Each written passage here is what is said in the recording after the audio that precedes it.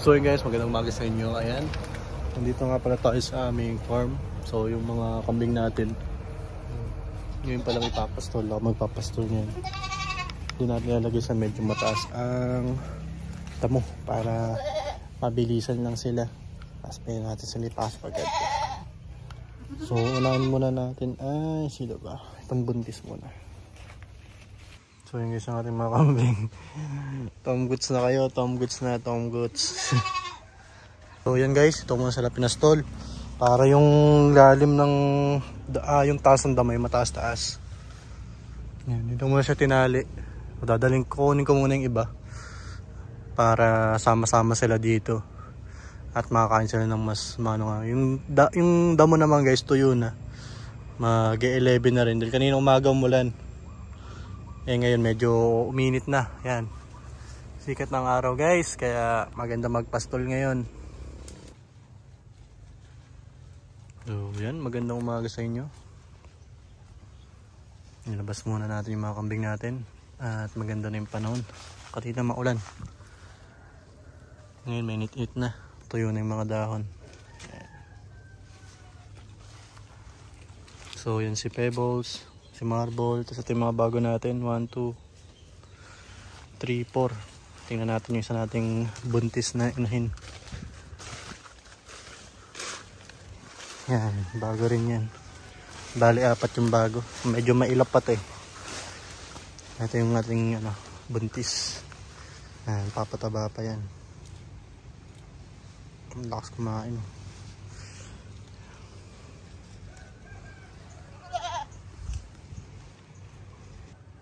So ayun sila guys, busog na busog yung mga alaga natin. So siguro mga ganyang katataas daw ang damo at marami silang makakain. Mga 2 sa 3 oras ay pwede silang ipasok. Huwag natin masyadong bababarin, baka sumobra, ma-bloat. Medyo mahirap ma-bloated ang mga alaga natin. So yung inahin natin dun sa dulo, yun, grabe oh. Yung kain ng kain oh. Itong maliliit natin, papatabay natin. Sobrang papayat. So yun guys, kakabalik lang natin dito sa bahay. At yung mga kambing natin ay nakabalik na sa kanilang temporary na bahay. Yeah. Oh, si Supremo. Supremo! So nga pala yung aming asong Labrador na male. Kaya pangalan niya is Supremo. Ito nga pala guys, galing pala tayong Victoria. Supremo! So papalamig Supremo. So galing nga pala tayo guys sa Victoria. At ayun, pagka-uwi natin dito, dahil nga tapos na pagpapastol, hanggang 3:30 lang sila, ay nandun sila. At nabigyan na natin sila ng Madre de Agua. So ngayon guys, naglilinis lang tayo. At ito, meron pa tayong mga available na hose at saka pantali sa kanilang liig para hindi sila nasasaktan pag medyo napepersa. So ayun, tara guys, muna ang gagawin natin. Tapos lilinisin natin yung kanilang kulungan. So andito nga pala, papakita ko sa yan. So, medyo madilim na rin, kaya tatanggalin natin para hindi magkasakit ang ating mga alagang kambing. So yun guys, good morning sa inyo. So ngayong araw, kapon nag-vlog tayo about sa mga kambing natin na mga bago. So ngayon, tayo bibili ng panibagong kambing. So gagawin ko isang video na lang kasi medyo maiksi. Medyo maiksi yung vlog ko kahapon, kaya sasama ko na to. So ayun guys, kape-kape muna. Ready naman na ako. Yan. Tapos may deliver lang tayo ngayong umaga. Ibunin nyo, alas 5 ng umaga may papadeliver sa atin ng isda.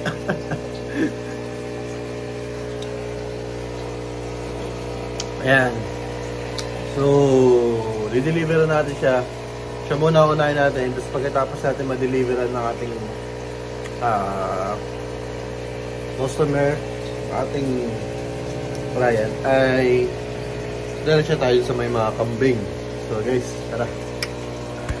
So yun guys, nandito tayo kay boss. Kay boss Matching. Ayan. Ito yung mga kambing natin. Pakita ko sa inyo, baba camera ko. So ayan sila.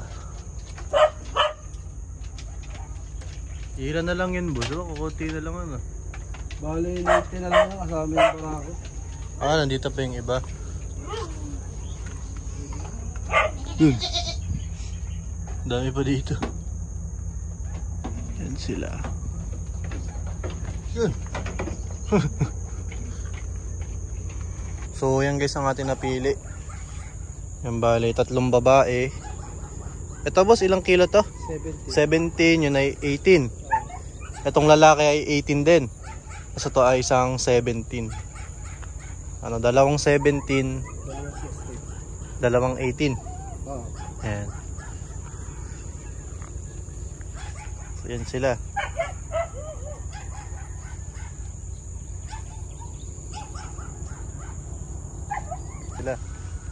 So bali guys, 10 ng ating kambing. Sana lumaki sila. So siguro okay naman na yung 10 muna. At gagawin pa lang ng bahay sa mamaya o kaya bukas. Sila.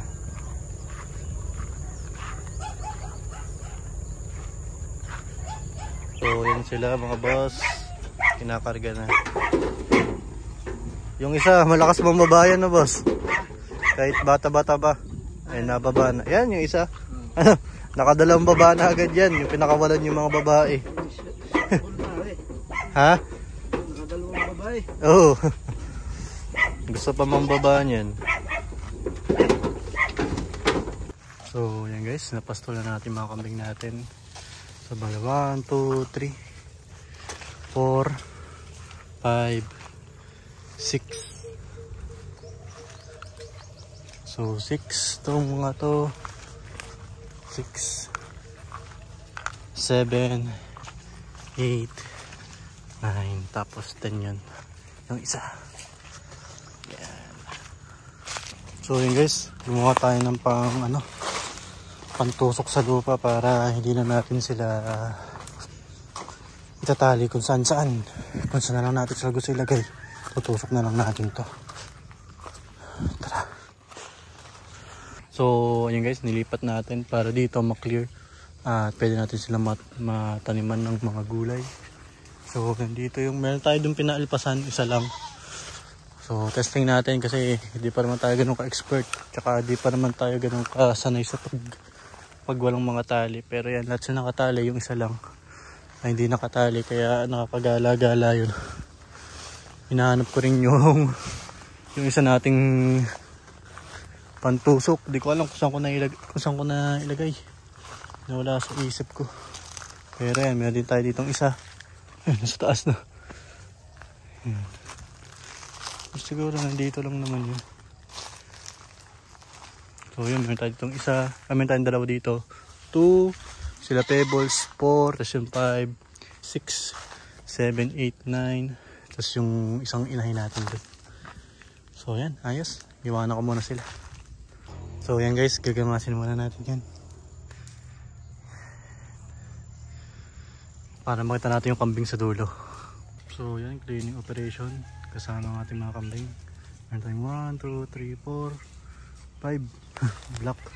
6, 7, 8, 9, 10. Yan, so tatabasin yan lahat para maliwanag. Yan. Tapos yung mga puno, di hayaan lang natin. Ito lang tatanggalin natin pagkain ng kambing. Yan. So yan guys, nakakuha kami ng pamposte ng bahay ng kambing. So dito kami gagawa ng bahay ng kambing para meron tayong bahay ng kambing dito. So yan, tutulong ako sa paggawa para mas mapabilis. So ayan guys, pagkatapos namin hukayin ng 1 metro, nilagyan na namin yung mga poste, tapos nilagyan ng suporta. Yan. So ganyan lang sa kalawak. Siguro okay na muna to para sa ating 10 pirasong kambing. Kambing natin dun ay nakain pa. Mamaya natin sila papasok pag mga alas 3 na. Ito kayo mga 3:30. So yun guys, magkatapos itong video na to. Pasensya na kayo, medyo bitin. Pero nagsiuwian na rin yung ating mga kasama. At hindi rin naman natin yung magagawa ng mag-isa. Kaya umuwi na rin tayo. Siyempre kailangan din tayo dito sa shop natin. Yun lang guys, babalitaan ko na lang kayo. Ito ang ating part 1 dito sa ating kambing serye sa paggagawa ng bahay nila. So sa ngayon, dun muna ulit sila sa may kubo. Tapos pag nagawa na yung bahay nila, edi madali na pagpapastol dahil pagka may bahay sila, kukunin lang natin, kaya lang nila, bubuksan lang natin yung bahay nila, tapos sisisitan lang o kaya kung anong pantawag para bumalik na agad sila sa bahay nila. So yun lang guys, maraming salamat sa panonood. Don't forget to follow and like my page sa Facebook, Tiny Fishes. And don't forget to like this page and subscribe to my channel. So yun lang guys, happy fish keeping sa inyo and gold farming sa inyo. Na keep safe and God bless. Bye.